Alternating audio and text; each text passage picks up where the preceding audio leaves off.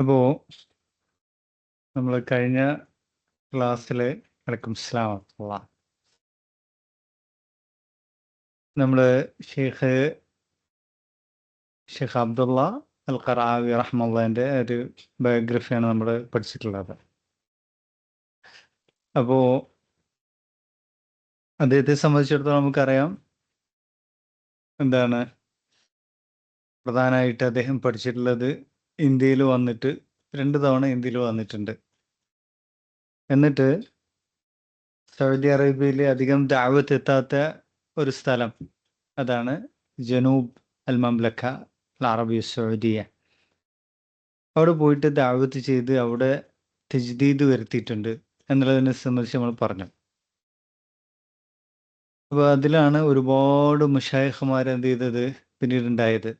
അതിൽ പ്രധാനപ്പെട്ട ആളാണ് ഷെയ്ഖ് ഹാഫിദ് അൽ ഹക്കമി റഹ്മഹുല്ലാഹ്. നമ്മളിന്ന് വായിക്കുന്ന പഠിക്കുന്ന മആരിജ് അൽ ഖബൂൽ എന്ന് പറയുന്ന കിതാബ് എഴുതിയിട്ടുള്ള അദ്ദേഹമാണ്. അതും ചെറിയ വയസ്സിലാണ് അദ്ദേഹം എഴുതിയിട്ടുള്ളത്. 21, 22 വയസ്സിലാണ് അദ്ദേഹം മആരിജ് അൽ ഖബൂൽ എഴുതുന്നത്. അങ്ങനെ ധാരാളം ആളുകൾ ഇദ്ദേഹത്തിന് ശിഷ്യന്മാരായിട്ടുണ്ടായിരുന്നു. ഇന്ന് ഞാൻ വേറൊരു ഷെയ്ഖിൻ്റെ ബയോഗ്രഫിയാണ് പറയുന്നത്. അദ്ദേഹത്തെ സംബന്ധിച്ചിടത്തോളം ഈജിപ്തിലാണ് അദ്ദേഹം ഉണ്ടായിരുന്നത്. അദ്ദേഹത്തിൻ്റെ ദഅവത്ത് ഈജിപ്തിൽ തൗഹീദി ദഅവത്തിന് നേതൃത്വം കൊടുത്തിട്ടുള്ള വലിയ പണ്ഡിതനാണ്. അദ്ദേഹത്തിൻ്റെ ഹിദായത്ത് തന്നെ ഇദ്ദേഹം അശ്ആരി സൂഫി മാർഗത്തിലാണ് ഉണ്ടായിരുന്നത്. സാധാരണ ഉള്ള ധാരാളക്കണക്കിന് ആളുകളെ പോലെ തന്നെ ഇദ്ദേഹം അശ്ആരി സൂഫി മാർഗത്തിലായിരുന്നു, നമ്മുടെ നാട്ടിലുള്ള മുസ്ലിയാക്കന്മാരൊക്കെ പോലെ തന്നെ. പിന്നീട് അദ്ദേഹം ഒരു ഫല്ലാഹ് ത്രൂലാണ് അദ്ദേഹം എന്ത് ചെയ്യുന്നത്, സലഫി മാർഗത്തിലേക്ക് വരുന്നത്. ഒരു ഫല്ലാഹ് എന്ന് പറഞ്ഞാൽ ആരാണ്? ഫാർമർക്കാരനായിട്ട്. അപ്പോൾ ഇദ്ദേഹത്തിൻ്റെ പേരാണ് ഷെയ്ഖ് മുഹമ്മദ് ഹാമിദ് അൽ ഫഖി റഹ്മഹുല്ലാഹ്. ഷെയ്ഖ് മുഹമ്മദ് ഹാമിദ് അൽ ഫഖി റഹ്മഹുല്ലാഹ്. ഈജിപ്തിനെ സംബന്ധിച്ചിടത്തോളം ഒരുപാട് ഉലമാക്കൾ ഉണ്ടായിട്ടുണ്ട്. ഈജിപ്തിലെ ഏതെങ്കിലും ഉലമാക്കൾ നിങ്ങൾക്ക് അറിയാമോ? മരിച്ചു പോയിട്ടുള്ള, ഇപ്പം ഉള്ളവരല്ല, മുമ്പുണ്ടായിട്ടുള്ള വലിയ ആലിമ്യങ്ങൾ.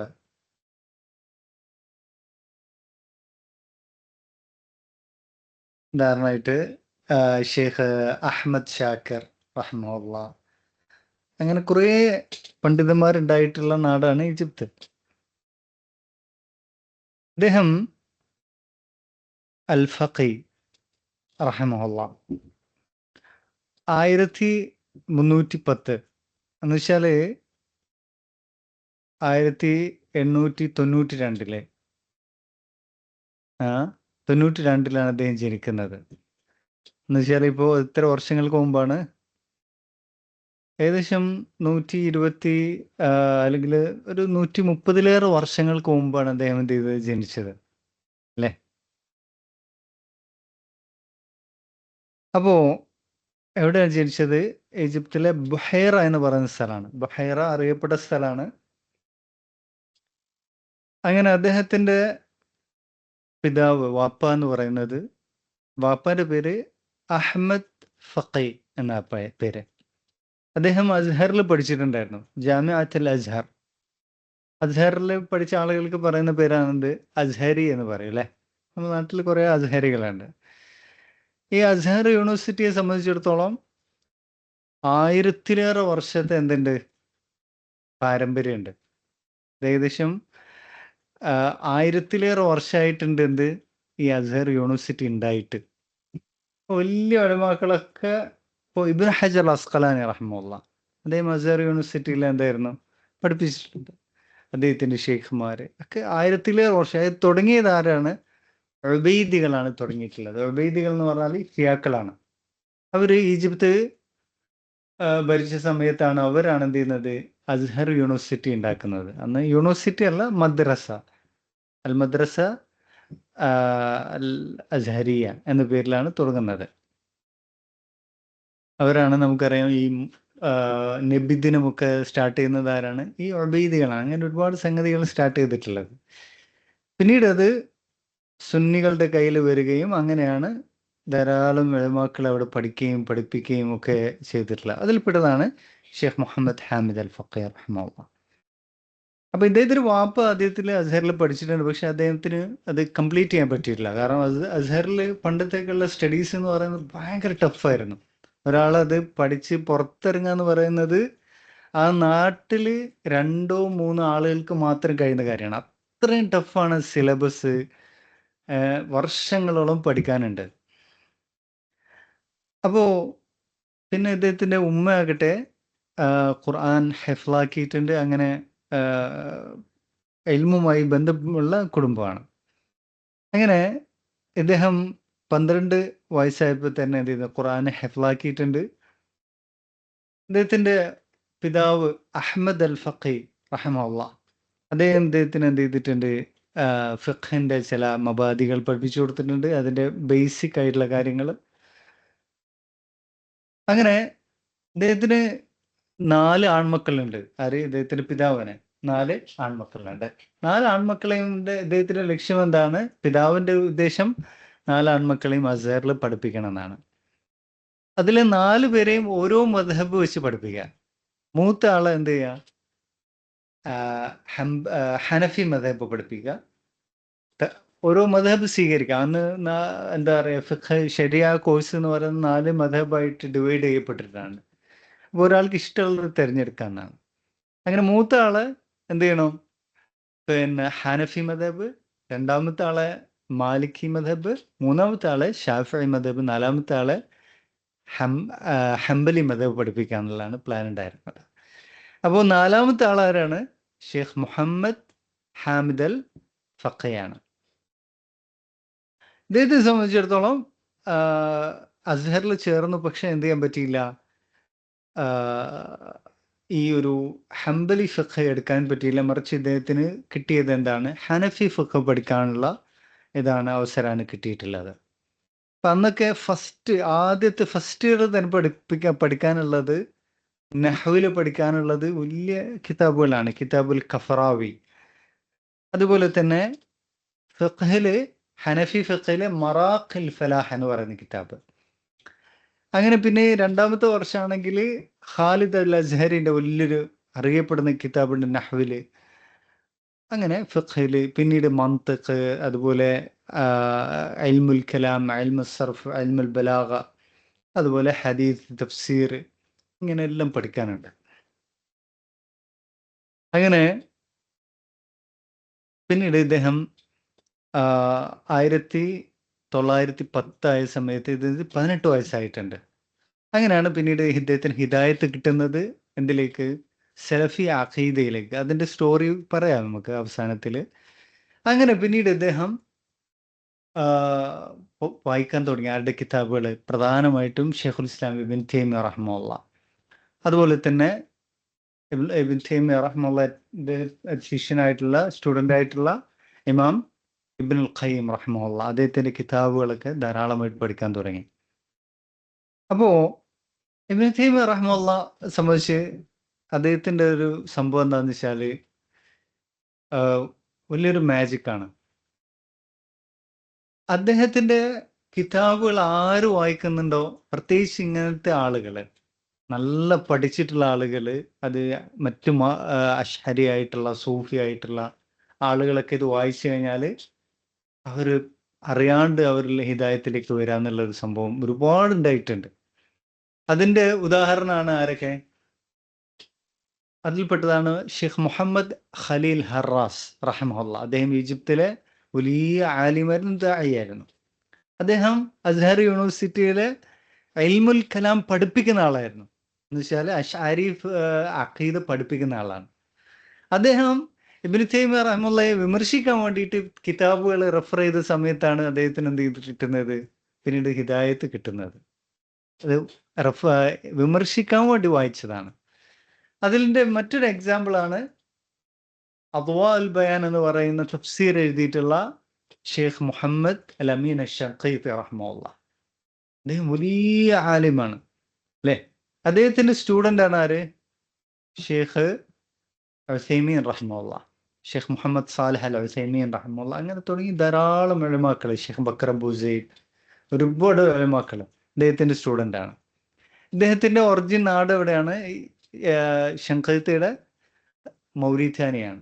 അങ്ങനെ അവിടുന്ന് വലിയ ആലിമായിട്ട് സൗദി അറേബ്യയിൽ വരുന്ന സമയത്ത് സൗദിയിലെ ഉലമാക്കൾക്ക് ഇദ്ദേഹത്തിന് പറഞ്ഞു കൊടുക്കാൻ ഉള്ള ഇൽമില്ല, അല്ലെങ്കിൽ അത് അത്രയും വലിയ ആലിമാണ് ഇദ്ദേഹം.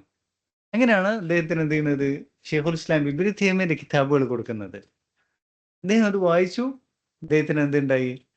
അപ്പോൾ അദ്ദേഹത്തിന്റെ മാർഗം തെറ്റാണെന്ന് മനസ്സിലായി. അദ്ദേഹം എന്തായിരുന്നു? അശ്അരി അഖീദയിലുണ്ടായിരുന്നു. ഇങ്ങനെ ഇഷ്ടം പോലെ എന്തുണ്ട്? അനുഭവങ്ങളുണ്ട്. അങ്ങനത്തെ ഒരു പവർ എന്തിനുണ്ട്? ഷെയ്ഖുൽ ഇസ്ലാം ഇബ്നു തൈമിയ്യ റഹിമഹുള്ളാന്റെ കിതാബുകൾക്കുണ്ട്. അതിലൂടെ ഹിദായത്തിലേക്ക് വന്നവരുടെ എണ്ണം കണക്കില്ല. അതിൽ ഒന്നാമത്തെ ആൾ ആരാണ്? ഇമാം ഇബ്നുൽ ഖയ്യിം റഹിമഹുള്ള. അദ്ദേഹം സൂഫിയായിരുന്നു. അദ്ദേഹം തരീഖത്തുകളുടെയും സൂഫിസത്തിന്റെയും എല്ലാം പുറകിൽ പോയ ആളാണ്. അദ്ദേഹം സൂഫി മശായിഖുമാർക്ക് ബൈഅത്ത് ചെയ്തിട്ടുള്ള ആളാണ്. ഷെയ്ഖുൽ ഇസ്ലാം ഇബ്നു തൈമിയ്യയിലൂടെയാണ് അദ്ദേഹത്തിന് ഹിദായത്ത് ലഭിക്കുന്നത്. അത് നൂനിയയിൽ അദ്ദേഹം അതിൽ പറയുന്നുണ്ട്. അതുപോലെ തന്നെ മറ്റൊരാളാണ്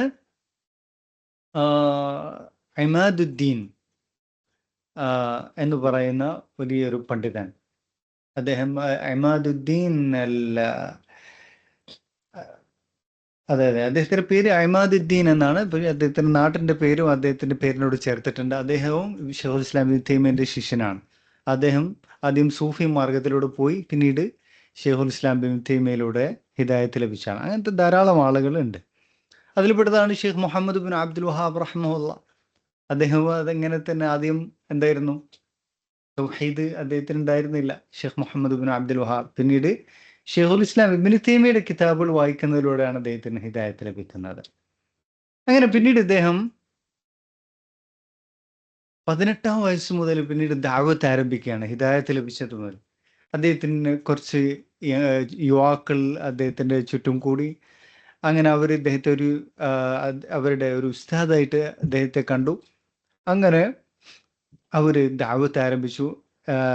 1910 മുതൽ എന്ത് ചെയ്തു? ദഅവത്ത് ആരംഭിച്ചു. അദ്ദേഹത്തിന് 25 വയസ്സ് വരെ ആരംഭിച്ചു. പിന്നീട് അവിടുന്ന് 1926 വരെ 26, പിന്നെ 1945 വരെ 1345 വരെ, അത് 1926 അങ്ങനെ അദ്ദേഹം ഈജിപ്തിൽ എന്ത് ചെയ്യാണ്? ജമാഅത്തു അൻസാർ സുന്നൽ മുഹമ്മദിയ എന്ന് പറയുന്ന ഒരു മൂവ്മെന്റ് എന്ത് ചെയ്യാണ്? എക്സ്റ്റാബ്ലിഷ് ചെയ്യാണ്. അത് നമ്മളെ ഇന്ത്യയിലെ ജമിയത്തു അഹ്ലുൽ ഹദീസ് എന്ന് പറയുന്നത് പോലെയുള്ള ഒരു മൂവ്മെന്റ് ആണ്, ഒരു സംഘടനയാണ്. അങ്ങനെ ഇദ്ദേഹമാണത് സ്ഥാപിക്കുന്നത്. അങ്ങനെ അവര് ജമാഅത്തു അൻസാരി സുന്ന. അങ്ങനെ അദ്ദേഹം ഈജിപ്തിലുള്ള എല്ലാ ഉലമാക്കളെയും അതിൽ പങ്കെടുപ്പിച്ചു. അതിൽപ്പെട്ട വലിയ പണ്ഡിതനാണ് ആര്? ഷെയ്ഖ് അഹ്മദ് ഷാക്കിർ റഹ്മഹുള്ള. അഹ്മദ് ഷാക്കിർ റഹ്മഹുള്ള എന്ന് പറയുന്നത് വലിയ മുഹദ്ദിസാണ്. ഷെയ്ഖ് അൽബാനി റഹ്മഹുള്ള അദ്ദേഹം തിളങ്ങി വരുന്നതിന് മുമ്പുണ്ടായിട്ടുള്ള വലിയ മുഹദ്ദിസാണ്. ഉദാഹരണമായിട്ട് ഇമാം അഹ്മദ് ബിൻ ഹംബൽ റഹിമഹുള്ളയുടെ മുസ്നദുൽ ഇമാം അഹ്മദ് തഹ്ഖീഖ് ചെയ്തിട്ടുള്ളത് ആരാണ്? ഷെയ്ഖ് അഹ്മദ് ഷാക്കിറാണ്. അതുപോലെ തന്നെ ധാരാളം, അതുപോലെ തഫ്സീർ അത്തബരി റഹിമഹുള്ള, ഇമാം ഇബ്നു ജരീർ അത്തബരി തഫ്സീർ അത്തബരി ഒക്കെ തഹ്ഖീഖ് ചെയ്തതാണ്. ധാരാളം കിതാബുകൾ. വലിയ മുഹദ്ദിസാണ്, വലിയ പണ്ഡിതനാണ്. ഷെയ്ഖ് അൽബാനിയുടെയും ഉസ്താദ് കൂടിയാണ്. ഒരു നിലക്ക് ഒരു ഉസ്താദും കൂടിയാണ് ആര്? ഷെയ്ഖ് അഹ്മദ് ഷാക്കിർ. അതുപോലെ തന്നെ ഷെയ്ഖ് അബ്ദുൽ ഹമീദ് അൽ റിമാലി, അതുപോലെ മുഹമ്മദ് അബ്ദുസ്സലാം അൽ ഖബ്ബാനി, അതുപോലെ തന്നെ വലിയ പണ്ഡിതനായിട്ടുള്ള അൽ അല്ലാമ അബ്ദുറസാഖ് അൽ അഫീഫി. അബ്ദുറസാഖ് അഫീഫിനെ കേട്ടിട്ടുണ്ടാരെങ്കിലും? അദ്ദേഹം പിന്നീട് സൗദി അറേബ്യയിലേക്ക് വരികയും സൗദി അറേബ്യയിൽ ഇന്നത്തെ യൂണിവേഴ്സിറ്റികൾക്കൊക്കെ തുടക്കം കുറിക്കുന്നത് ആരാണ്? ഷെയ്ഖ് അബ്ദുറസാഖ് അൽ അഫീഫിയാണ്. മാത്രമല്ല അദ്ദേഹം പിന്നീട് അവസാനം സൗദി അറേബ്യയിലെ ഇന്നത്തെ എന്താണ് ഉദു ഹയ്യത്ത് കിബാറിൽ ഉലമയിൽ എന്തായിരുന്നു, മെമ്പറായിരുന്നു. ഷെയ്ഖ് ഇബ്നു ബാസ് റഹിമഹുള്ളയുടെയൊക്കെ കൂടെ മെമ്പറായിരുന്നു. ഇങ്ങനെ തുടങ്ങി ധാരാളം ഉലമാക്കളുണ്ടായി. അങ്ങനെ അവര് ആബിദീൻ എന്ന് പറയുന്ന സ്ഥലത്ത് അവരൊരു സെന്റർ ഓപ്പൺ ആക്കി. അവിടെയാണ് അവർ എന്ത് ചെയ്തത്, ഈ അൻസാർ സുന്നൽ മുഹമ്മദിയന്റെ കേന്ദ്രമാക്കിയത്. അങ്ങനെ ശക്തമായ ദഅവത്ത് ആരംഭിച്ചു. ഈ ഷെയ്ഖ് മുഹമ്മദ് ഹാമിദ് അൽ ഫഖിയെ സംബന്ധിച്ചിടത്തോളം ഭയങ്കര എന്തായിരുന്നു, ആവേശമായിരുന്നു അദ്ദേഹത്തിന്. ഹമാസ് നല്ല ഉണ്ടായിരുന്നു. അങ്ങനെ പിന്നീട് ഈജിപ്തിന്റെ പല ഭാഗങ്ങളിലും ഇത് ആരംഭിക്കപ്പെട്ടു. ഇതിന്റെ ഫറായികള്, ഇതിന്റെ എന്താണ് മറ്റ് ഫറായികള്, ഉദാഹരണമായിട്ട് ഈജിപ്തിന്റെ മറ്റു ഭാഗമാണ് ദിമ്യാത്ത്, അതുപോലെ തന്നെ ഇസ്കന്ദരിയ, അലക്സാണ്ട്രിയ എന്ന് പറയുന്ന സ്ഥലമാണ് അറബിയിൽ ഇസ്കന്ദരിയ എന്നാണ് പറയാം. അതുപോലെ തന്നെ സുഹാജ് എന്ന് പറയുന്നത് അത് സൗത്ത് ഭാഗത്തേക്കാണ്. അതുപോലെ ധാരാളം സ്ഥലങ്ങളിൽ. അങ്ങനെ പിന്നീട് അദ്ദേഹം കുറച്ച് വർഷത്തേക്ക് അദ്ദേഹം പിന്നീട് സൗദി അറേബ്യയിലേക്ക് വന്നു. സൗദി അറേബ്യയിലേക്ക് വന്നിട്ട് സൗദി അറേബ്യയിലെ ഇദാറത്തുൻ നഷർ ബിമക്കത്തിൽ മുക്കറമ, മക്കയിലാണ് അദ്ദേഹം വന്ന് താമസാക്കിയത്. അവിടെ ഇദാറത്തുൻ അന്നഷർ എന്ന് പറയുന്ന ഒരു പബ്ലിഷിങ് ഇതുണ്ട്, ഗവൺമെന്റിന്റെ അണ്ടറിലുള്ള. അതിൻ്റെ എന്താണ് ഹെഡായിട്ട് അദ്ദേഹം അവിടെ വർക്ക് ചെയ്തു. ആ സമയത്ത് ഈജിപ്തിലെ അൻസാർ സുന്നന്റെ എന്താണ് പ്രവർത്തനങ്ങളൊക്കെ ആകെ എന്ത് ചെയ്തു, തണുത്തു പോയിട്ടുണ്ട്. അങ്ങനെ വീണ്ടും ഇദ്ദേഹം ഈജിപ്തിലേക്ക് വന്നിട്ടാണ് വീണ്ടും ദഅവത്ത് ശക്തിപ്പെടുത്തുന്നത്.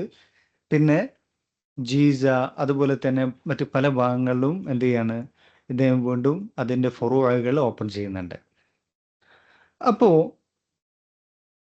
ഞാൻ ഇപ്പോൾ പറഞ്ഞത് ദിമിയാത്ത്, ഇസ്കന്ദരിയ, ജീസ ഇങ്ങനെ പറഞ്ഞിട്ടുള്ള സ്ഥലങ്ങൾ, സുഹാജ് എന്നൊക്കെ പറയുന്നത് ഈജിപ്തിന്റെ കുറെ സ്റ്റേറ്റുകളാണ് ഉദ്ദേശിക്കുന്നത്. പിന്നീട് ഇദ്ദേഹം അൻസാർ സുന്നൽ മുഹമ്മദിയന്റെ ഔദ്യോഗികമായിട്ടുള്ള ഒരു എന്താണ് മാഗസിന് ഇറക്കി. അതിന്റെ പേരാണ് മജല്ലത്തു അൽ ഹദീൻ നബവി എന്ന പേരിൽ ഇറക്കിയിട്ടുള്ളത്. അത് ഹിജ്റ 1356 ഇറക്കിയിട്ടുള്ളത്. അങ്ങനെ ഈ ഒരു മജല്ലത്തുൽ ഹദീൻ നബവി എന്ന് പറയുന്ന ഈ ഒരു മാഗസിനിൽ അന്ന് ലോകത്തിലെ ഉലമാക്കളൊക്കെ എന്ത് ചെയ്യാറുണ്ട്, അതിൽ മക്കാലാത്തുകൾ എഴുതാറുണ്ട്, അവരുടെ ലേഖനങ്ങൾ എഴുതാറുണ്ട്. അതിൽപ്പെട്ടതാണ് ഇപ്പോൾ ഈജിപ്തിൽ തന്നെ ഉണ്ടായിരുന്ന വലിയ പണ്ഡിതനാണ് ഷെയ്ഖ് മുഹമ്മദ് ഷെൽത്തൂത്ത്. ഇതൊക്കെ വലിയ ഉലമാക്കളാണ്, കിതാബുകൾ കൊണ്ട് അറിയപ്പെട്ടുള്ള ആളുകളാണ്. അതുപോലെ തന്നെ ഷെയ്ഖ് മുഹമ്മദ് മുഹീദ്ദീൻ അബ്ദുൽ ഹമീദ്, ഇതാരെങ്കിലും കേട്ടിട്ടുണ്ട് അദ്ദേഹത്തിന്റെ പേര്? ആജുർ റൂമിയ എന്ന് പറയുന്ന നഹ്വിന്റെ കിതാബിന് ഷറഹ് എഴുതിയിട്ടുള്ള ആളാണ് ആര്, ഷെയ്ഖ് മുഹമ്മദ് മുഹീദ്ദീൻ അബ്ദുൽ ഹമീദ്. അദ്ദേഹത്തിന്റെ ഷർഹിന്റെ പേരാണ് തുഹ്ഫസ്സനിയ എന്ന പേരിൽ അറിയപ്പെടുന്ന ഷർഹാണ്. അതുപോലെ ഷെയ്ഖ് നൂറുദ്ദീൻ അസ്സോമാലി, ഇങ്ങനെ കുറേ ഉലമാക്കള് എന്ത് ചെയ്തിട്ടുണ്ട് അതിൽ ലേഖനം. അതുപോലെ അത് ഈജിപ്തിന് ഉള്ളിലുള്ളവരാണ്, അതുപോലെ തന്നെ പുറത്തുള്ളവർ. അതുപോലെ ഈജിപ്തിനുള്ള ഉള്ളിലുള്ള മറ്റൊരാളാണ് ഷെയ്ഖ് അഹമ്മദ് ഷാക്കർ. അതുപോലെ തന്നെ മുഹിബുദ്ദീൻ അൽ ഖത്തീബ്, ഇതൊക്കെ ഈ കഴിഞ്ഞ കാലത്തുള്ള വലിയ ഉലമാക്കളിൽപ്പെട്ടവരാണ്. മുഹിബുദ്ദീൻ അൽ ഖത്തീബ്, അതുപോലെ തന്നെ ഷെയ്ഖ് അബ്ദുല്ലാഹിർ അബു സംഹ്, അതുപോലെ മുഹമ്മദ് ദർവീഷ്, ഷെയ്ഖ് അബ്ദുറഹ്മാൻ അൽ വക്കീൽ, ഷെയ്ഖ് മുഹമ്മദ് ഖലീൽ ഹറാസ് എന്ന് പറയുന്നത് വലിയ ആലിമാണ്. അഖീദത്തുൽ വാസിയത്തിയക്ക് അദ്ദേഹം എഴുതിയിട്ടുള്ള ഷറഹ് എന്ന് പറയുന്നത് ലോക പ്രസിദ്ധമായിട്ടുള്ളതാണ്.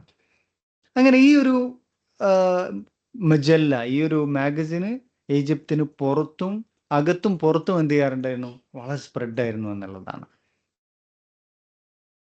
ഏകദേശം ഈ ഒരു മാഗസിൻ ഇറങ്ങിയിട്ട് 12 വർഷം കഴിഞ്ഞപ്പോൾ 2500 കോപ്പികൾ പ്രിന്റ് ചെയ്യപ്പെടാറുണ്ടായിരുന്നു എന്നാണ്. 2500 ആ കാലഘട്ടത്തിൽ എന്താണ് വലിയ എന്താണ് ഒരു നമ്പറാണ്. പിന്നീട് അദ്ദേഹം വീണ്ടും സൗദി അറേബ്യയിലേക്ക് വന്നു. സൗദി അറേബ്യയിൽ മക്കയിൽ അദ്ദേഹം ഹറമിലെ മുദർരിസായിട്ട് എന്ത് ചെയ്തു, മുദർരിസായിട്ട് അദ്ദേഹം സ്റ്റാർട്ട് ചെയ്തു. അതിനെ സംബന്ധിച്ച് ഷെയ്ഖ് ഹമ്മാദ് അൽ അൻസാരി കേട്ടിട്ടുണ്ടോ ആരെങ്കിലും? വലിയ മുഹദ്ദിസാണ്, മദീനയിലുള്ള വലിയ മുഹദ്ദിസാണ് ഷെയ്ഖ് ഹമ്മാദ് അൽ അൻസാരി. അദ്ദേഹത്തിന്റെ ഒറിജിൻ നാട് എന്ന് പറയുന്നത് മാലിയാണ്. ആഫ്രിക്കയിലെ മാലി എന്ന് പറയുന്ന രാജ്യമാണ്. അങ്ങനെ അദ്ദേഹം മക്കയിൽ വന്നപ്പോൾ ഉണ്ടായിട്ടുള്ള അനുഭവം പറയാണ്, ജിഅ്തുഹു ആം 1367 ഹിജ്റ 1367 ഞാൻ മക്കയിൽ വന്ന സമയത്ത് വഹു യുദരി തഫ്സീർ ഇബ്നു കഥീർ, അദ്ദേഹം മക്കയിലെ ഹറമില് തഫ്സീർ ഇബ്നു കഥീർ റഹ്മത്തുള്ളാഹി പഠിപ്പിക്കുന്നുണ്ട്. ബാബു അലിന്റെ അടുത്ത്, ബാബു അലി എന്ന വാതിലിന്റെ ഡോറിന്റെ അടുത്തിട്ടാണ് അദ്ദേഹം പഠിപ്പിക്കുന്നത്. വകാനത്ത് ഹൽഖതുഹു അവൽ ഹൽഖ അജ്ലിസ് ഫിഹാ, ഞാൻ ആദ്യമായിട്ട് ഇരിക്കാൻ സ്റ്റാർട്ട് ചെയ്തത് അദ്ദേഹത്തിന്റെ മജ്ലിസിലാണ്. മാത്രമല്ല ഈ ഒരു കാര്യത്തെ സംബന്ധിച്ച് ഷെയ്ഖ് അബൂ തുറാബ് അൽ-ളാഹിരി റഹ്മത്തുള്ളാഹി പറയുന്നുണ്ട്. അബൂ തുറാബ് അൽ-ളാഹിരി ആരാണ്? അദ്ദേഹം അറിയപ്പെട്ടുള്ള ഇന്ത്യൻ പണ്ഡിതനാണ്. മക്കയിൽ ഉണ്ടായിട്ടുള്ള വലിയ ഇന്ത്യൻ പണ്ഡിതനാണ് അദ്ദേഹം. പേര് അബൂ തുറാബ് അൽ-ളാഹിരിയാണ്. വലഖദ് കാന യജ്തമഉ ഫി ഹൽഖതി ഫിൽ മസ്ജിദ് അൽ ഹറാം ഖൽഖുൻ കഥീർ, ഇഷ്ടംപോലെ ആളുകൾ അദ്ദേഹത്തിന്റെ ഹറമിലുള്ള ദർസിൽ പങ്കെടുക്കാറുണ്ടായിരുന്നു. അത് കുറെ ആൾക്കാർ ഇരുന്നവരുണ്ടാവും, നിൽക്കുന്നവരുണ്ടാവും, എന്താണ് ഇരിക്കാൻ സ്ഥലമില്ലാതെ നിൽക്കുന്നവരും ഉണ്ടാകുമെന്നാണ്. അത്രയും ആളുകൾ പങ്കെടുക്കാറുണ്ടായിരുന്നു എന്ന്. മാത്രമല്ല അദ്ദേഹം മജല്ലത്തുൽ ഇസ്ലാഹ് എന്ന് പറയുന്ന ഒരു മജല്ല സൗദി അറേബ്യയിൽ സ്റ്റാർട്ട് ചെയ്തു. അത് ഇദ്ദേഹം എന്താണ്, അത് ഗവൺമെന്റിന്റെ അണ്ടറിൽ സ്റ്റാർട്ട് ചെയ്തതാണ്. അന്നത്തെ രാജാവായിട്ടുള്ള മലിക് അബ്ദുൽ അസീസ് റഹ്മുള്ളന്റെ അടുത്ത് പോയിട്ട് ഇദ്ദേഹം പറഞ്ഞതാണ്, ഒരു എന്താണ് മാഗസിൻ നിങ്ങൾ സ്റ്റാർട്ട് ചെയ്യണം, അത് ദഅവത്തിന് വലിയ എന്ത് ചെയ്യും ഉപകരിക്കുന്നു പറഞ്ഞിട്ട് സ്റ്റാർട്ട് ചെയ്തതാണ്. അങ്ങനെ പിന്നെ 3 വർഷം അവിടെ നിന്നിട്ട് ഇദ്ദേഹം വീണ്ടും തിരിച്ചെന്ത് ചെയ്യുന്നുണ്ട്, നാട്ടിലേക്ക് പോകുന്നുണ്ട്. എവിടത്തേക്ക്? ഈജിപ്തിലേക്ക്. അങ്ങനെ ഈജിപ്തിൽ ആ ദഅവത്തിലൂടെ ഇദ്ദേഹത്തിന്റെ കൂടുതൽ ഉലമാക്കളുടെ ദഅവത്തിലൂടെയാണ് ഇന്നത്തെ ഈജിപ്തിന്റെ ദഅവത്ത് എന്ത് ചെയ്യുന്നത് ഉണ്ടാകുന്നത്. ഇത്രയും അധികം സലഫികളെ കൊണ്ട് നിറഞ്ഞിട്ടുള്ള തൗഹീദിന്റെ ദായിമാരെ കൊണ്ടും അതുപോലെ തന്നെ മുവഹിദീങ്ങൾ കൊണ്ട് നിറഞ്ഞിട്ടുള്ള ഒരു നാടായി മാറിയിട്ടുള്ളത്. മാത്രമല്ല ഇദ്ദേഹത്തിന്റെ ഈ ദഅവത്ത് സൗദി അറേബ്യ, ഈജിപ്തിൽ മാത്രമല്ല, അൻസാർ സുന്ന പിണ്ട് വലിയ ശക്തമായിട്ട് എവിടെ വന്നിട്ടുണ്ട്? സുഡാനിൽ ഉണ്ടായിട്ടുണ്ട്. സുഡാനില്, അതുപോലെ തന്നെ എരിത്രിയ, അതുപോലെ മറ്റു പല നാടുകളിലും, അതുപോലെ യൂറോപ്പിലും പല സ്ഥലങ്ങളിലും ഇതിന്റെ എന്തുണ്ടായിട്ടുണ്ട്, ഫുറൂഅകൾ ഉണ്ടാക്കുന്നുണ്ട്. ഇദ്ദേഹത്തിനെ കുറിച്ച് ഷെയ്ഖ് അബ്ദുറഹ്മാൻ അൽ വക്കീൽ റഹ്മത്തുള്ളാഹി പറയുന്ന കാര്യം, അദ്ദേഹം വല്ല ഇമാമു തൗഹീദ് ഫിൽ ആലം അൽ ഇസ്ലാമി വലിദുന അഷ്ശൈഖ് മുഹമ്മദ് ഹാമിദ് അൽ ഫഖി റഹ്മത്തുള്ളാഹി അക്സർ മിൻ 40 ആമൻ മുജാഹിദൻ ഫി സബീലില്ലാഹ്, 40-ലേറെ വർഷമാണ് തൗഹീദിന്റെ മാർഗത്തിൽ മുജാഹിദായിക്കൊണ്ട് നമ്മുടെ ഷെയ്ഖ് മുഹമ്മദ് ഹാമിദ് അൽ ഫഖി നിലകൊണ്ടിട്ടുള്ളത്. അത് വലിയ സബ്ർ എടുത്തുകൊണ്ട് മാറസ അൽ ഗലബ് അലൽ ഖുതൂബ് വഅതാദ അൻ-നസ്ർ അലൽ അഹ്ദാസ്, അദ്ദേഹത്തിന് ഭീഷണികളോ പ്രശ്നങ്ങളോ ഒന്നും എന്താണ് തടസ്സമല്ല. അദ്ദേഹത്തിന് എന്താണ്, അദ്ദേഹത്തെ എന്താണ് കൊല്ലാൻ വേണ്ടിയിട്ടുള്ള ശ്രമങ്ങൾ വരെ നടത്തിയിട്ടുണ്ട്. ഇദ്ദേഹത്തിന് ശത്രുക്കളായിട്ടുള്ള സൂഫികളായിട്ടുള്ള ആളുകൾ, അതുപോലെ തന്നെ അശ്അരി ഖുറാഫികളായിട്ടുള്ള ആളുകളൊക്കെ തന്നെ. പിന്നെ ഇദ്ദേഹത്തിന്റെ ഏറ്റവും വലിയ സംഗതി എന്ന് പറഞ്ഞു കഴിഞ്ഞാൽ ഇദ്ദേഹത്തിന് ഹഖ് പറയാൻ ആരും പേടിയില്ല.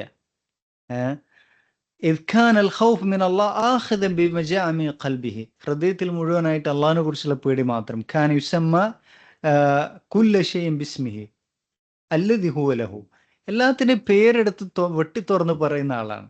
ഇത് എത്ര വലിയ ആലിമീങ്ങൾ എന്താണ്, അവരത്തെ ഒരു അബദ്ധം പറ്റിയാൽ അതിനെയും എന്ത് ചെയ്യും, വിമർശിക്കാൻ ഇദ്ദേഹത്തിന് എന്തില്ല, ഭയമില്ല. ഫലാ യുദാഹിനു ഫിൽ ഖൗൽ, സത്യം പറയുന്നതിൽ യാതൊരു എന്തുമില്ല, അഡ്ജസ്റ്റ്മെന്റിനും അദ്ദേഹം തയ്യാറല്ല. വലാ യഅരിഫുൽ മുജാമലത അബദൻ ഫിൽ ഹഖ് അവൽ ജഹ്രി ബിഹി, ഹഖിന്റെ വിഷയത്തിൽ യാതൊരു മുജാമലത്ത് അദ്ദേഹത്തിന് അറിയില്ല, അത് വെട്ടി തുറന്ന് പറയുന്ന വിഷയത്തിൽ. ഹക്ക് മറച്ചു വെക്കുന്നത് അല്ലെങ്കിൽ മൗനം പാലിക്കുന്നതിനെ അദ്ദേഹം അത് ഗുല്ലായിട്ടും ജുബ്നായിട്ടും അഥവാ നിന്ദ്യതയായിട്ടും ഭയമായിട്ടുമാണ് അദ്ദേഹം എന്ത് ചെയ്ത് കണ്ടിട്ടുള്ളത്. അത് അദ്ദേഹത്തിന് അറിയില്ലായിരുന്നു. അങ്ങനെ അദ്ദേഹം എന്ത് ചെയ്തിട്ടുണ്ട്, സൂറത്ത് തഫ്സീർ എന്ത് ചെയ്തിട്ടുണ്ട്, മജല്ലത്തുൽ ഹദീൻ നബവിയിലൂടെ അദ്ദേഹം എന്ത് ചെയ്യുന്നുണ്ട്, ഖുറാന്റെ തഫ്സീർ ഒരുപാട് ലക്കങ്ങളിലായിട്ട് എഴുതുന്നുണ്ട്. അതിൽ അദ്ദേഹം വളരെയധികം കഴിവുള്ള ആളായിരുന്നു ഖുർആനെ എന്ത് ചെയ്യുന്നത് തഫ്സീർ ചെയ്യുന്ന കാര്യത്തിൽ. മാത്രമല്ല മക്കയിൽ എന്ത് ചെയ്തിട്ടുണ്ട്, മസ്ജിദുൽ ഹറാമിൽ അദ്ദേഹം തഫ്സീർ ഇബ്നു കസീർ റഹ്മത്തുള്ളാഹി പഠിപ്പിച്ചു. അപ്പോൾ ഇദ്ദേഹത്തിന്റെ ഈ ദഅവത്ത് ഞാൻ പറഞ്ഞു ആഫ്രിക്കയിൽ ഈ മിസ്റിൽ മാത്രമല്ല, മറിച്ച് സുഡാൻ, എരിത്രിയ, സോമാലിയ, അതുപോലെ തന്നെ സിറിയ, ഇറാഖ്, ജോർഡാൻ, ലബ്നാൻ, ഫലസ്തീൻ, അതുപോലെ ഇന്തോനേഷ്യ എന്ന് തുടങ്ങിയ രാജ്യങ്ങളിലും അതുപോലെ തന്നെ യൂറോപ്പിലേക്കും ഒക്കെ എന്ത് ചെയ്തിട്ട് വ്യാപിച്ചിട്ടുണ്ട്. അത്രയധികം ശക്തമായ ദഅവത്തായിരുന്നു. ഇദ്ദേഹം ഒരുപാട് കിതാബുകൾ എന്ത് ചെയ്തിട്ടുണ്ട്, തഹ്ഖീഖ് ചെയ്തിട്ടുണ്ട്. അതിൽ കൂടുതലും ആരുടേതാണ്, ഷെയ്ഖുൽ ഇസ്ലാം ഇബ്നു തൈമിയ റഹ്മത്തുള്ളാഹിയുടെ കിതാബുകളാണ്. എന്താണ് തഹ്ഖീഖ് എന്ന് പറഞ്ഞു കഴിഞ്ഞാൽ, കിതാബ് നമ്മൾ ഇങ്ങനത്തെ അയിമത്തുള്ള കിതാബ് എന്ന് പറയുന്നത് എന്താണ്, അത് ഇങ്ങനെ കയ്യെഴുത്ത് പ്രതികളായിട്ടുള്ളതാണ് ഉള്ളത് അല്ലേ, സൂക്ഷിക്കപ്പെട്ടത്. അതിനെ കണ്ട് എത്തിയിട്ട് അതൊക്കെ ഇന്ന് അധികവും ഉള്ളത് എവിടെ നിന്നാണ്, അതിൻ്റെ ഒറിജിൻ കയ്യെഴുത്ത് പ്രതികൾ കൂടുതലായിട്ടുള്ള യൂറോപ്യൻ നാടുകളിലാണുള്ളത്, പ്രത്യേകിച്ച് ജർമ്മനി അതുപോലെ തന്നെ ഉള്ള ഒരുപാട് നാടുകളിലാണുള്ളത്. കാരണം ഈ അറബ് നാടുകളിൽ ഈ യൂറോപ്യൻ ഈ എന്താണ് കോളനി ഇതിൻ്റെ കീഴിലായ സമയത്ത് ഒരുപാട് കിതാബുകൾ അങ്ങോട്ട് എന്ത് ചെയ്തിട്ടുണ്ട്, കൊണ്ടുപോയിട്ടുണ്ട്. അങ്ങനെ ഇവർ അറബി കിതാബുകളാണ് കൂടുതലായിട്ട് കൊണ്ടുപോയിട്ടുള്ളത്. അപ്പോൾ ഇതിനെ കണ്ടെത്തിയിട്ട് എന്ത് ചെയ്യുക, അതിന് മുക്കാബല ചെയ്തിട്ട് അതിനെ താരതമ്യം ചെയ്ത് നോക്കിയിട്ട് ഒന്നിലേറെ കോപ്പികൾ താരതമ്യം ചെയ്ത് നോക്കി ഉറപ്പുവരുത്തിയിട്ട് പുറത്തിറക്കുന്നതാണ് എന്ത്, തഹ്ഖീഖ് എന്ന് പറയുന്നത്. അങ്ങനെ ഷെയ്ഖുൽ ഇസ്ലാം ഇബ്നു തൈമിയ റഹ്മത്തുള്ളാഹിന്റെ കിതാബുകളൊക്കെ കൂടുതലായിട്ടും ആദ്യമായി തഹ്ഖീഖ് ചെയ്തിട്ടുള്ളത് ആരാണ്, ഷെയ്ഖ് മുഹമ്മദ് ഹാമിദ് അൽ ഫഖി റഹ്മത്തുള്ളാഹിയാണ്. അതുപോലെ തന്നെ ഇമാം ഇബ്നുൽ ഖയ്യിം റഹ്മത്തുള്ളാഹിന്റെ കിതാബുകൾ, അതുപോലെ ഷെയ്ഖ് മുഹമ്മദ് ബിനു അബ്ദുൽ വഹാബ് റഹ്മത്തുള്ളാഹി അദ്ദേഹത്തിൻ്റെ പേരക്കുട്ടികളുടെയും ഒക്കെ കിതാബുകൾ. അപ്പോൾ അദ്ദേഹം ഫത്ഹുൽ മജീദ് എന്ത് ചെയ്തിട്ടുണ്ട്, തഹ്ഖീഖ് ചെയ്തിട്ടുണ്ട്. അതിന് അദ്ദേഹം എന്ത് ചെയ്യുന്നത്, ചില ഹവാഷികൾ എഴുതിയിട്ടുണ്ട്. ഹവാഷികൾ എന്ന് പറഞ്ഞാൽ അതിനടിയിലുള്ള താലീഖാത്തുകളാണ്, ഫുട് നോട്ടുകൾ എഴുതിയിട്ടുണ്ട്.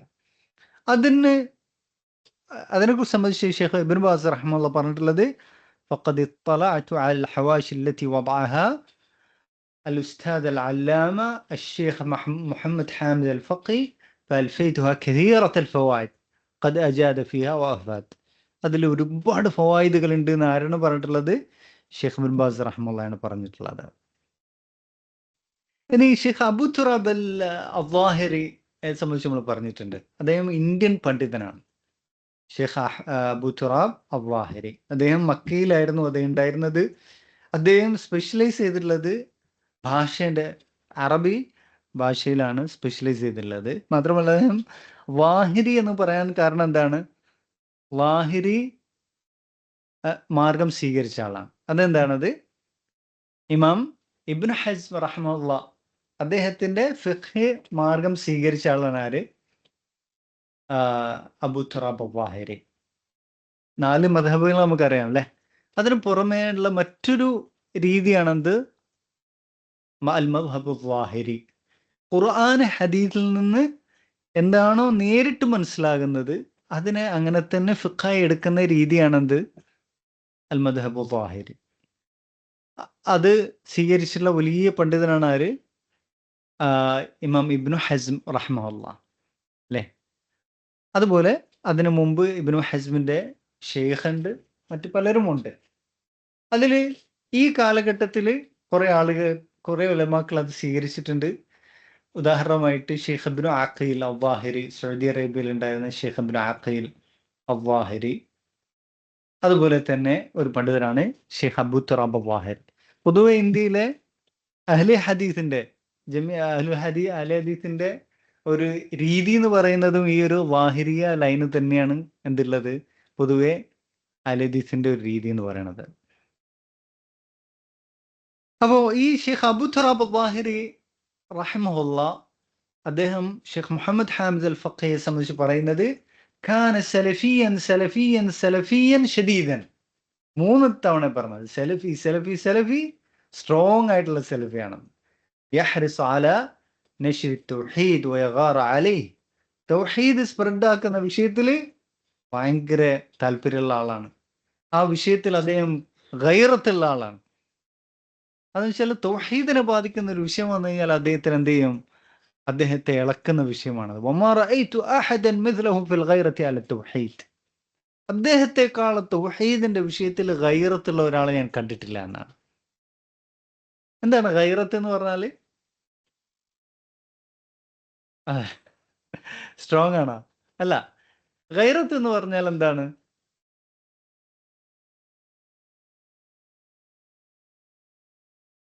അതെ, അതെ. പെണ്ണുങ്ങളെ വിഷയത്തിൽ പറഞ്ഞത്. ഒരാളുടെ ഭാര്യ അല്ലേ? ഒരാൾക്ക് അയാളുടെ ഭാര്യനെ ആരെങ്കിലും ഉപദ്രവിക്കുന്നത്, അല്ലെങ്കിൽ പിന്നെ അബ്യൂസ് ചെയ്യുന്നത്, അല്ലെങ്കിൽ നോക്കുന്നതിനുള്ള ഒരു ഇതുണ്ടാവില്ലേ? ഉള്ളിലൊരു ദേഷ്യം വരൂലേ? അതിനാണ് ഗൈറത്ത് എന്ന് പറയാ. അത് ഈ പെണ്ണുങ്ങളുടെ വിഷയത്തിൽ മാത്രമല്ല. നമ്മളിപ്പോ ദീൻ ആരെങ്കിലും എന്താക്കാ മോശാക്കുന്നത് കണ്ടാലും ഉള്ളിൽ വരുന്ന ഒരു ഒരു എന്താണ് ഒരു സ്പിരിറ്റ് ഉണ്ടല്ലോ, ഒരു ദേഷ്യം. എന്നിട്ട് അതിനെ റിയാക്ട് ചെയ്യാൻ തോന്നുന്ന ഒരു കാര്യം, അതിനൊക്കെ പറയുന്ന എല്ലാത്തിനും പറയുന്ന പേരാണ് ഗൈറത്ത് എന്നുള്ളത്. അപ്പോ തൗഹീദിന്റെ വിഷയത്തിൽ ഇത്ര ഗൈറത്തുള്ള ഒരാളെ ഞാൻ കണ്ടിട്ടില്ല എന്നാണ് ആര് പറയണത്? അബൂ തുറാബ് അബ്ബാഹരി പറയുന്നത്. എന്നിട്ട് മാത്രമല്ല, വലൗ ഖുൽതു ഇന്ന ഐനി ലം തറ മിസ്ലഹു വഉദ്നി ലം തസ്മഅ ബിമിസ്ലിഹി ഫി ഹിമായത്തി തൗഹീദ്. തൗഹീദിനെ ഹിമായത്ത് ചെയ്യുന്ന, അതിനെ സംരക്ഷിക്കുന്ന, പ്രൊട്ടക്ട് ചെയ്യുന്ന വിഷയത്തിൽ ഇദ്ദേഹത്തെ പോലെ ഒരാളെ എൻ്റെ കണ്ണ് കണ്ടിട്ടില്ല, എൻ്റെ കാത് കേട്ടിട്ടില്ല എന്നാണ് ഷിഹാബ് തുറാബ് അബ്ബാഹരി പറയുന്നത്. എങ്ങനെ പറഞ്ഞാൽ ലാ അഖൂനു മുബാലിഗൻ, എങ്ങനെ പറഞ്ഞാൽ പോലും ഞാൻ എന്തില്ല, അതിൽ ഗുലൂലാകുന്നില്ല, അല്ലെങ്കിൽ മുബാലഗ ആകുന്നില്ല. മാത്രമല്ല ഇദ്ദേഹത്തിന്റെ ഒരു സംഗതി എന്ന് പറഞ്ഞു കഴിഞ്ഞാൽ كان إذا صعد المنبر لخطبة الجمعة يقول بأعلى صوته كفرت بالطاغوت كفرت بالبدوي وكفرت بكذا. അദ്ദേഹം കുറച്ചൊരു സ്ട്രോങ് ആയിരുന്നു. അദ്ദേഹം ഖുത്ബ പറയാൻ വേണ്ടി മിമ്പർമേൽ കയറി കഴിഞ്ഞാൽ അദ്ദേഹം ആദ്യമായിട്ട് പറയുന്ന കാര്യം എന്താണ്? കഫർതു ബിത്താഗൂത്ത് എന്ന് പറയും. എന്നിട്ട് പറയും എന്ത്? കഫർതു ബിൽ ബദവി. ബദവി എന്ന് പറയുന്നത് ഈജിപ്തിലുള്ള ഒരു എന്താണ്, ഒരു കഥാപാത്രമാണ്. ഈജിപ്തിലുള്ള ആളുകൾ ആരാധിക്കുന്ന ഒരു എന്താണ്, ഒരു കള്ള വലിയാണ് ആര്? ബദവി. അയാള് നിസ്കരിക്കാറുണ്ടായിരുന്നില്ല, ഒരു സംഗതി ഉണ്ടായിരുന്നില്ല, കുറെ കാലം മുമ്പ് ഒടുങ്ങിപ്പോയ ഒരാളാണ്. അപ്പോൾ ഈ ഒരു ബദവി എന്ത് ചെയ്യാറുണ്ട്? ഈജിപ്തിലുള്ള ആളുകൾ വലിയായി കണ്ടുകൊണ്ട് അയാളടുത്ത് പോയിട്ട് എന്ത് ചെയ്യാറുണ്ട്? എന്തെങ്കിലും ആവശ്യം, എന്താ പറയാ, മദദിയ ബദവി എന്ന് പ്രാർത്ഥിക്കാറുണ്ട്. ആരോട്? ബദവിയോട്. അപ്പൊ ഇദ്ദേഹം മിമ്പറിൽ കയറി ആദ്യമായിട്ട് പറയാൻ എന്താണ്? കഫർതു ബിത്താഗൂത്ത് കഫർതു ബിൽ ബദവി കഫർതു എന്താ പറയാ ബിഫുലാൻ ബിഫുലാൻ എന്ന് പറയാ. ഇപ്പൊ നമ്മുടെ നാട്ടിൽ ഇങ്ങനെ പറയാ, എക്സാമ്പിൾ ഏതുപോലെയാണ്? ഇപ്പൊ നമ്മുടെ നാട്ടിൽ ഒരാൾ പറയാന്ന് വിചാരിക്കാം, എന്താ പറയാ, കഫർതു എന്താ പറയാ ബിൽ ജീലാനി, അല്ലെങ്കിൽ കഫർതു ബിൽ എന്താണ് മടവൂർ, ഇങ്ങനെ പറയുന്നത് പോലെയാണത്. അങ്ങനെ ആളുകൾക്ക് ഇത്, ഈ സൂഫികൾക്ക് വരെ കേട്ട് കഴിഞ്ഞാൽ അവർക്ക് എന്ത് വരും? ഭയങ്കരമായിട്ടുള്ള ദേഷ്യം വരും. ഇദ്ദേഹത്തിന്റെ ഷെയ്ഖുമാര്, ധാരാളം ഷെയ്ഖുമാരുണ്ട്. അതിൽപ്പെട്ടതാണ് ഷെയ്ഖ് അഹമ്മദ് ഷാക്കർ, ഷെയ്ഖ് മുസ്തഫ അൽ മറാഖി, അതുപോലെ തന്നെ മഹ്മൂദ് ഷൽത്തൂത്ത്, മുഹമ്മദ് മുഹീദ്ദീൻ അബ്ദുൽ ഹമീദ്, അതുപോലെ തന്നെ മുഹമ്മദ് ബഹജത്ത് അൽ ബൈത്താർ. അദ്ദേഹമൊക്കെ വലിയ അറിയപ്പെടുന്ന പണ്ഡിതന്മാരാണ്. ഷെയ്ഖ് മുഹമ്മദ് അബ്ദുൽ ഹലീമ അൽ റിമാലി, അബ്ദുൽ റസാഖ് അൽ അഫീഫി, അതുപോലെ തന്നെ ഷെയ്ഖ് അബ്ദുറഹ്മാൻ നാസർ അസ്സഅദി, തഫ്സീർ സഅദി എഴുതിയിട്ടുള്ള ഷെയ്ഖ് അബ്ദുറഹ്മാൻ ബിൻ നാസർ അസ്സഅദി. അദ്ദേഹം ഷെയ്ഖ് മുഹമ്മദ് ഹാമിദ് അൽ ഫഖി എന്ത് ചെയ്യാറുണ്ടായിരുന്നു? അബ്ദുറഹ്മാൻ ബിൻ നാസർ സഅദി കത്തെഴുതാറുണ്ടായിരുന്നു പല വിഷയങ്ങളിലുമായിട്ട്. ഏകദേശം 50-ലേറെ കത്തുകളായിട്ടുണ്ട്. എന്ത് ആ കത്തുകൾ എന്നാണ്, അത് ക്രോഡീകരിക്കപ്പെട്ടിട്ടുണ്ട്. അതുപോലെ തന്നെ ഇദ്ദേഹം ഷെയ്ഖ് മുഹമ്മദ് ബിൻ ഇബ്രാഹിം അലി ഷെയ്ഖുമായിട്ട് നല്ല ബന്ധമായിരുന്നു. അദ്ദേഹവുമായിട്ട് പല വിഷയങ്ങളും എന്ത് ചെയ്യാറുണ്ടായിരുന്നു? മുഷാവറ ചെയ്യാറുണ്ടായിരുന്നു. ഷെയ്ഖ് മുഹമ്മദ് ബിൻ ഇബ്രാഹിം അലി ഷെയ്ഖ് ഇദ്ദേഹത്തെ എല്ലാ രൂപത്തിലും സഹായിക്കാറുണ്ടായിരുന്നു, സാമ്പത്തികമായിട്ടും അതുപോലെ തന്നെ ഗൈഡൻസ് ആയിട്ടും ഒക്കെ. അപ്പോൾ മാത്രമല്ല ഇതിലൊരു ഒരു സംഗതിയാണ്, ഇദ്ദേഹം ഷെയ്ഖ് മുഹമ്മദ് ബിൻ ഇബ്രാഹിം അലി ഷെയ്ഖിന്റെ കൂടെ അന്ന് സൗദി അറേബ്യയിലെ അൽ മഅഹദിൽ ഇൽമി എന്ന് പറയുന്ന സ്ഥാപനം, അത് ഒരുപാട് സ്ഥലങ്ങളുണ്ട്. പ്രധാനമായിട്ടും റിയാദിലുള്ള മഅഹദുൽ ഇൽമിയിലാണ് അദ്ദേഹം പോയിട്ടുള്ളത്. ഷെയ്ഖ് മുഹമ്മദ് ഇബ്നു ഇബ്രാഹിം ആലി ഷെയ്ഖ് അന്നത്തെ സൗദി അറേബ്യയുടെ മുഫ്തിയാണ്. അങ്ങനെ പോയ സമയത്ത് അവിടെ പഠിപ്പിക്കുന്നുണ്ടായിരുന്നത് ഷെയ്ഖ് ഹമദ് അൽ ജാസിർ ആണ്. ഷെയ്ഖ് ഹമദ് അൽ ജാസിർ അദ്ദേഹം അവിടെ പഠിപ്പിക്കുന്നത് എന്താണ്, അൽ ബയാൻ വ തബീൻ എന്ന് പറയുന്ന ഒരു കിതാബാണ് പഠിപ്പിക്കുന്നത്. ആ കിതാബ് ആരാണ് എഴുതിയിട്ടുള്ളത്? ബയാൻ വ തബീൻ എന്ന് എഴുതിയിട്ടുള്ളത് ഒരു മുഅ്തസിലിയായിട്ടുള്ള ആൾ എഴുതിയിട്ടുള്ള ഒരു കിതാബാണത്. ജാഹിദ് എന്ന് അറിയപ്പെടുന്ന ജാഹിദ്, അറബി സാഹിത്യത്തിൽ അറിയപ്പെടുന്ന ഒരു പേരാണ് ജാഹിദ്. ആ ജാഹിദ് ആരായിരുന്നു? ഒരു മുഅ്തസിലിയാണ്. പക്ഷെ ലോകപ്രസിദ്ധനായിട്ടുള്ള അദീബാണ്. പഴയ കാലത്തുള്ള ആളാണ് കേട്ടോ. അത് കണ്ടിട്ട് ഇദ്ദേഹം വിലക്കുകയും അതിന് പകരമായിട്ട് ഫത്ഹുൽ മജീദ് പഠിപ്പിക്കാൻ വേണ്ടി അദ്ദേഹം ആവശ്യപ്പെടുകയും അങ്ങനെ പിന്നീട് അത് അവിടെ ഫത്ഹുൽ മജീദ് ആക്കുകയും ചെയ്യുന്നുണ്ട്. അതുപോലെ തന്നെ ഇദ്ദേഹത്തിന് വലിയ ബന്ധമുണ്ടായിരുന്ന ആളാണ് ഷെയ്ഖ് മുഹമ്മദ് നസീഫ്. അദ്ദേഹം ജിദ്ദയിലുണ്ടായിരുന്ന വജീഹാണ്. ജിദ്ദയിലുള്ള വജീഹ് എന്ന് പറഞ്ഞു കഴിഞ്ഞാൽ ഒരു കാരണവരാണ്. വലിയ പണക്കാരനാണ് ഈ ഷെയ്ഖ് മുഹമ്മദ് നസീഫ്. അതുപോലെ തന്നെ എന്താണ്, വജീഹാണ്, കാരണവരാണ്. മാത്രമല്ല ഇദ്ദേഹത്തിന്റെ ഈ ഒരു ജിദ്ദയിൽ പോയാൽ നമുക്ക് കാണാൻ സാധിക്കും ഇദ്ദേഹത്തിന്റെ എന്താ പറയുക പാലസ് ഇന്നും ഉണ്ട് ജിദ്ദയിൽ, ഈ പറയുന്ന ഷെയ്ഖ് മുഹമ്മദ് നസീഫിന്റെ.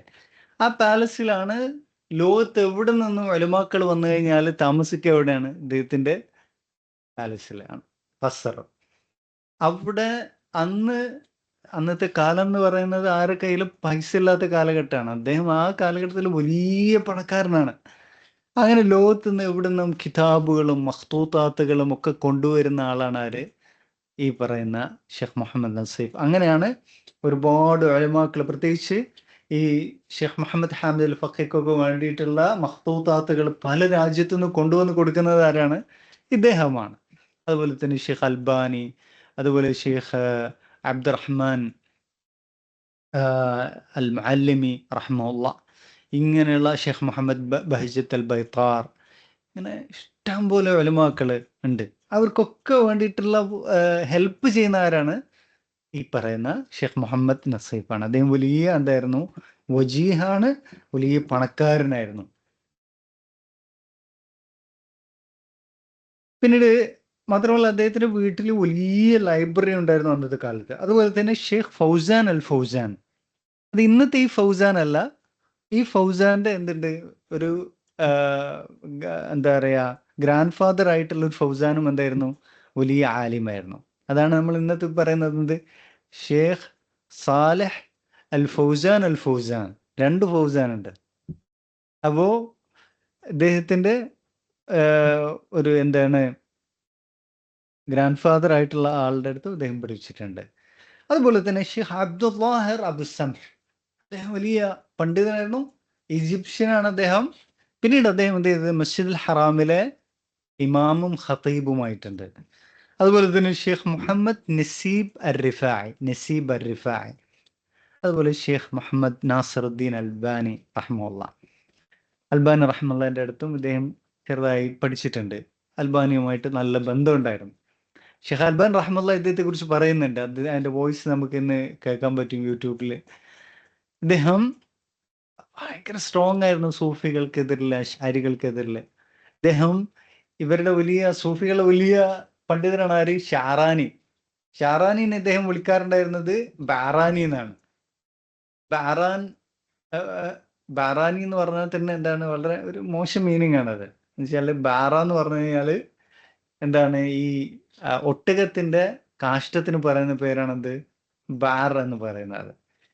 അതുപോലെ തന്നെ ഇഖ്വാനുൽ മുസ്ലിമൂനെ ഖുവാനുൽ മുസ്ലിമീൻ എന്നാണ് വിളിക്കാറുണ്ടായിരുന്നത്. അദ്ദേഹത്തിന്റെ സ്റ്റുഡൻസ് ധാരാളം മക്കയിൽ ഉണ്ടായിട്ടുണ്ട്, ഈജിപ്തിൽ ഉണ്ടായിട്ടുണ്ട്. അതിൽപ്പെട്ടതാണ് ഷെയ്ഖ് അഹമ്മദ് അൽ അൻസാരി. പിന്നീട് മാത്രമല്ല ഇദ്ദേഹം ഹറമിൽ ഇമാമും ഖത്തീബുമായിട്ട്, അല്ലെങ്കിൽ ഇമാമായിട്ട് എന്ത് ചെയ്തിട്ടുണ്ട്? മസ്ജിദുൽ ഹറാമിൽ ഇമാമായിട്ട് ഇദ്ദേഹം നിന്നിട്ടുണ്ട്. പലപ്പോഴും ഷെയ്ഖ് അബ്ദുല്ലാഹിർ അബ്ദുസംഹിന് പകരമായിട്ടാണ് ഇദ്ദേഹം പലപ്പോഴും ഇമാമായിട്ട് നിന്നിട്ടുള്ളത്. പിന്നെ